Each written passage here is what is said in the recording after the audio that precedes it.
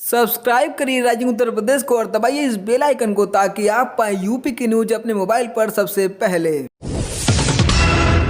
केंद्र सरकार के 3 नए कृषि कानूनों का 62 दिन से विरोध कर रहे किसानों के प्रदर्शन के दौरान हिंसा के बाद अब किसान नेता थोड़ा अलग थलग पड़ गए हैं। किसानों के आंदोलन में 62 दिन तक फ्रंट फुट पर रहने वाले किसानों के बड़े संगठन भारतीय किसान यूनियन के अध्यक्ष नरेश टिकैत ने यू टर्न लिया है। मुजफ्फरनगर में नरेश टिकैत ने पहले कहा था कि हम गाजीपुर बॉर्डर से धरना हटाएंगे, लेकिन बाद में उन्होंने अपने गांव सिसौली में अब किसान पंचायत बुलाई है। देर शाम पार्टी प्रवक्ता चौधरी राकेश टिकैत ने यह कहकर असमंजस की स्थिति पैदा कर दी कि आंदोलन जारी रहेगा और अगर कृषि कानून रद्द न किया गया तो वो आत्महत्या कर लेंगे।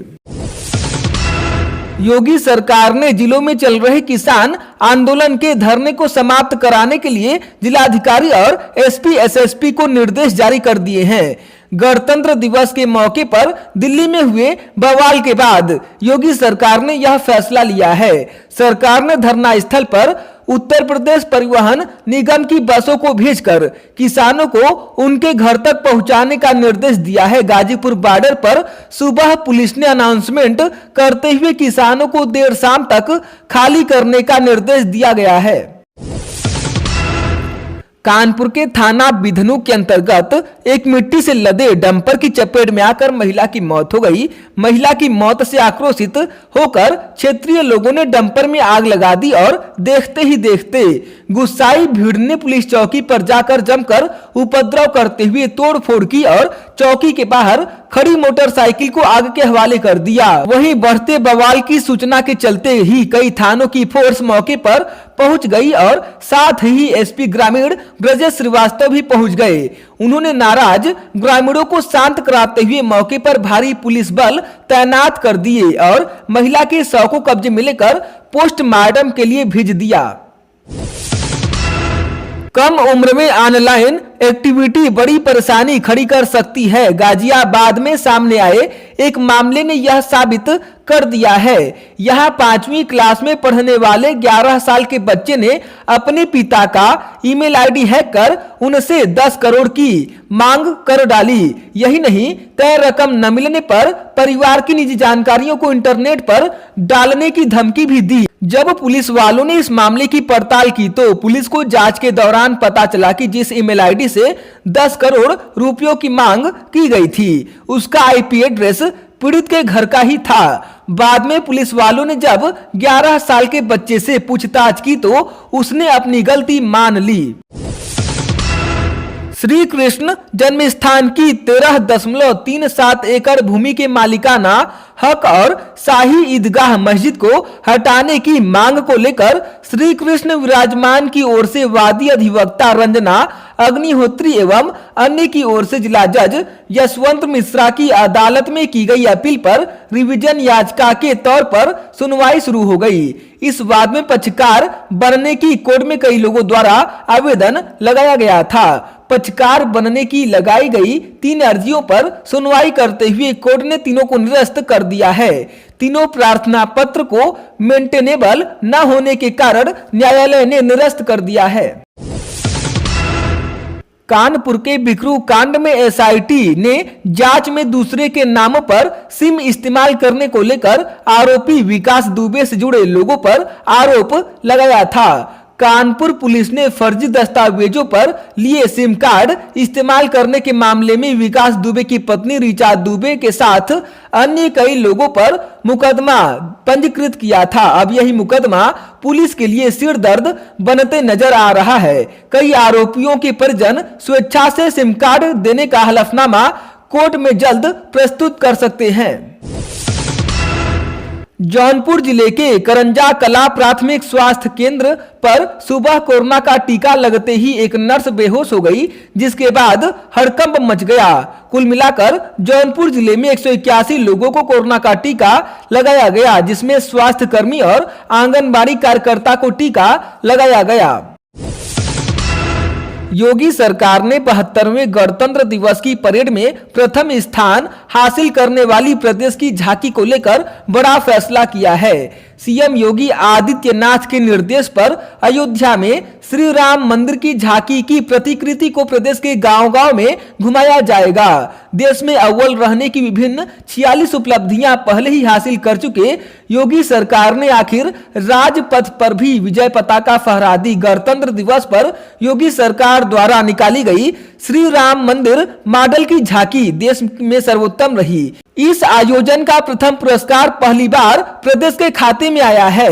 इसे गौरव का क्षण बताते हुए मुख्यमंत्री योगी आदित्यनाथ ने अब प्रदेश भर में इस झांकी का भ्रमण कराने का निर्देश दिया है। गणतंत्र दिवस पर राजपथ पर निकाले गए झांकी को किसानों के लाल किले में किए गए आंदोलन में नुकसान पहुंचाया गया। सरकार के प्रवक्ता ने बताया कि झांकी के गुंबद और कुछ हिस्सों को क्षतिग्रस्त किया गया है। अयोध्या और अन्य स्थानों के संत समुदाय भी इससे नाराज हैं। अखाड़ा परिषद के अध्यक्ष महंत नरेंद्र गिरी ने एक बयान में कहा कि करोड़ों भक्तों के विश्वास के साथ खेलने वाला कोई भी किसान नहीं हो सकता। ऐसे तत्वों को आतंकवादियों से कम नहीं माना जाना चाहिए और उन पर कड़ी कार्रवाई होनी चाहिए। प्रदेश में पंचायत चुनाव जल्द होने वाले हैं। इसको लेकर निर्वाचन आयोग ने तैयारी तेज कर दी है। इसी क्रम में निर्वाचन आयोग ने 71 जिलों की मतदाता सूची 22 जनवरी को जारी कर दी है। अभी गोंडा, संभल, मुरादाबाद और गौतम बुद्ध नगर की मतदाता सूची जारी नहीं की गई है। इन जिलों में चुनाव आयोग पुनरीक्षण अभियान चलाएगा। इसके लिए फरवरी के पहले सप्ताह में अधिसूचना जारी की जाएगी। इस बीच निर्वाचन आयोग ने ऐसे लोगों को फिर से मौका दिया है जिनका नाम वोटर लिस्ट में रह गया है या नाम में कोई त्रुटि हो गई है। आयोग का कहना है कि यह मौका इसलिए दिया जा रहा है कि कोई भी पात्र व्यक्ति अपने मताधिकार का प्रयोग करने से वंचित न रह जाए। वाराणसी के दशाश्वमेध थाना अंतर्गत रानी भवानी गली में देर रात करीब 9 बजे 4 मंजिला मकान गिर गया। इससे पूरे मोहल्ले में अफरा तफरी मच गई। गोपाल शर्मा के स्वजनों ने भागकर अपनी जान बचाई, लेकिन उनकी 70 वर्षीय बुजुर्ग मां भारती देवी मलबे में दब गई। मां को निकालने का प्रयास शुरू किया गया। सूचना मिलने पर पुलिस पहुंची और रेस्क्यू कर उन्हें बाहर निकाला। बीएचयू के ट्रामा सेंटर में उन्हें भर्ती कराया गया है। बागपत जिले में बीती रात पुलिस ने बड़ौत में पिछले 40 दिन से प्रदर्शन कर रहे किसानों को जबरन हटाकर घर भेज दिया। ये किसान केंद्र के कृषि कानूनों के खिलाफ दिल्ली सहारनपुर हाईवे पर धरना दे रहे थे। पुलिस ने प्रदर्शनकारी किसानों पर लाठीचार्ज कर उन्हें खदेड़ा और उनके टेंट भी उखाड़ दिए। इसका वीडियो सोशल मीडिया पर वायरल हो रहा है। भारतीय किसान यूनियन के प्रवक्ता राकेश टिकैत के आरोपों पर लोनी के भाजपा विधायक नंदकिशोर गुर्जर और साहिबाबाद के विधायक सुनील शर्मा ने पलटवार किया है। नंदकिशोर गुर्जर ने कहा कि मैं यूपी गेट धरना स्थल पर गया ही नहीं। राकेश टिकैत झूठ बोल रहे हैं। विधायक ने कहा कि वह लोनी के किसानों के साथ राकेश टिकैत का बहिष्कार करेंगे। आपको बता दें कि राकेश टिकैत ने आरोप लगाया था कि विधायक 300 लोगों के साथ किसानों के साथ मारपीट करने के लिए आया है। अमेठी जिले के संग्रामपुर कोतवाली क्षेत्र में नलकूप पर गए युवक की गोली मारकर हत्या कर दी गई। घर से तकरीबन 700 मीटर दूर युवक का शव नहर की पटरी पर मिला। संग्रामपुर के पूरे भुलई गांव निवासी अवध नरेश सिंह के 40 वर्षीय पुत्र ब्रजेश सिंह की नहर पटरी पर रात में गोली मारकर हत्या कर दी गई। सुबह शव मिलने पर सनसनी फैल गई। मौके पर लोगों की भीड़ जुट गई है। ब्रजेश गांव में प्रधान पद के लिए चुनाव लड़ने की तैयारी में थे। आगरा जिले की रहने वाली महिला ने एसएसपी ऑफिस के सामने आत्मदाह की कोशिश की। महिला ने अपने ऊपर केरोसिन डाल लिया, तब तक पुलिस कर्मियों ने उसे पकड़ लिया। इसके बाद महिला को पुलिस ने घर भेज दिया। उसका आरोप है कि पड़ोसी दरोगा ने 2 वर्ष पहले मारपीट की थी। अब भी वह महिला और उसके बेटे को जान से मारने की धमकी देता है। पुलिस की कार्रवाई न करने पर उसने आत्मदाह की कोशिश की। विधि एवं न्याय मंत्री ब्रजेश पाठक ने कहा कि लॉकडाउन के दौरान प्रदेश में व्यापारियों पर दर्ज हुए मुकदमे वापस होंगे। साथ ही अमीनाबाद की ट्रैफिक व्यवस्था में सुधार के लिए यातायात कर्मियों की तैनाती की जाएगी। पार्किंग समेत व्यापारियों की तमाम मांगों पर ठोस पहल करते हुए विधि मंत्री ने अधिकारियों से वार्ता कर उन्हें आश्वस्त किया। मऊ के बाहुबली विधायक मुख्तार अंसारी के करीबी मसूद आलम की गाजीपुर के बंसी बाजार स्थित बिल्डिंग पर अब प्रशासन की नजर है। वर्षों पहले बिल्डिंग के अवैध निर्माण को लेकर जारी की गई नोटिस की दोबारा जांच पड़ताल तेज की गई है। इनके द्वारा दिए गए नोटिस के जवाब का भी परीक्षण गाजीपुर सहित वाराणसी के मास्टर प्लान की टीम कर रही है। प्रयागराज में बैंक ऑफ इंडिया की सुलेम सराय शाखा से 4 करोड़ 25 लाख रुपए कैसे और किसने गायब किए थे, इसका राज सीबीआई जांच में सामने आ सकता है। लखनऊ सीबीआई की टीम जल्द ही नामजद आरोपियों से पूछताछ करेगी। ऐसे में माना जा रहा है कि प्रकरण में संलिप्त अन्य लोगों के नाम भी प्रकाश में आ सकते हैं। सीबीआई जांच से कुछ बैंक कर्मियों सहित दूसरे लोगों में भी खलबली मच गई है।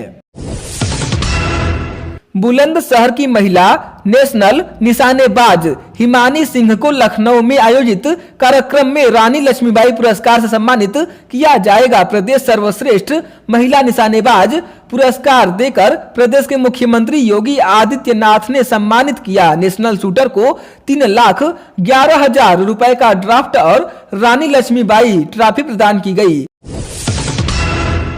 आगरा में आरटीओ के सेवानिवृत्त प्रधान सहायक की मुश्किलें बढ़ने जा रही हैं। एंटी करप्शन टीम ने उनके खिलाफ हरि पर्वत थाने में भ्रष्टाचार निवारण अधिनियम के तहत मुकदमा दर्ज करा दिया है। अब एंटी करप्शन टीम इसमें आगे जांच करेगी। कोर्ट से वारंट जारी होने पर टीम उन्हें गिरफ्तार कर सकती है। प्रदेश के श्रम कल्याण परिषद के अध्यक्ष सुनील भराला ने कहा कि प्रदेश में श्रमिकों के लिए 3 कल्याणकारी योजनाएं 1 फरवरी से क्रियान्वयन में आ जाएंगी। सर्किट हाउस में संवाददाताओं से बातचीत में भराला ने बताया कि इनमें श्रमिक परिवारों के बच्चों के लिए चेतन चौहान खेल प्रोत्साहन योजना के तहत जनपद में खेलने वाले खिलाड़ी को 25,000 रुपए, राज्य स्तर पर खिलाड़ियों को 50,000 रुपए, राष्ट्रीय स्तर पर खेलने वाले खिलाड़ियों को 75,000 रुपए और विश्व स्तर पर खेलने वाले खिलाड़ियों को 1 लाख रुपए प्रोत्साहन राशि दी जाएगी।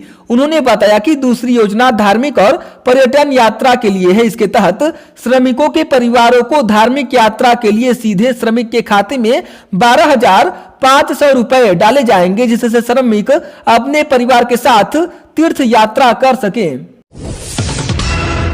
मुख्यमंत्री योगी आदित्यनाथ ने कहा कि प्रदेश में डीएनए जांच के लिए सेंटर ऑफ एक्सीलेंस की स्थापना के संबंध में कार्यवाही की जाए। इसकी स्थापना से वैज्ञानिक ढंग से विवेचना कार्यों में आसानी होगी। अपराध से जुड़े साक्ष्यों के संबंध में सटीक तरीके से जानकारी मिलेगी, जिससे न्याय दिलाने में मदद मिलेगी। प्रदेश में हर तरह के ड्राइविंग लाइसेंस आवेदकों के लिए राहत भरी खबर है। परिवहन विभाग डीएल आवेदकों की भीड़ को देखते हुए आवेदन का कोटा बढ़ाने जा रहा है। यह कोटा प्रदेश भर के आरटीओ कार्यालयों में बढ़ेगा। इसमें सबसे ज्यादा लर्निंग, स्थायी और नवीनीकरण आवेदन वाले डीएल आवेदकों को फायदा मिलेगा। साथ ही डीएल संबंधी 10 तरह के आवेदन पर आवेदकों को जल्द तारीख मिलेगी। इटावा में कोतवाली थाना क्षेत्र में एक विवाहिता की नहाते समय बाथरूम में संदिग्ध परिस्थितियों में मौत हो गई। परिजन उसे जिला अस्पताल लेकर पहुंचे, जहां डॉक्टरों ने उसे मृत घोषित कर दिया। वहीं परिजनों के अनुसार बाथरूम में लगे गीजर से निकली गैस के वजह से दम घुटने की वजह से उसकी मौत हुई। पुलिस ने शव को पोस्टमार्टम के लिए भेज दिया है।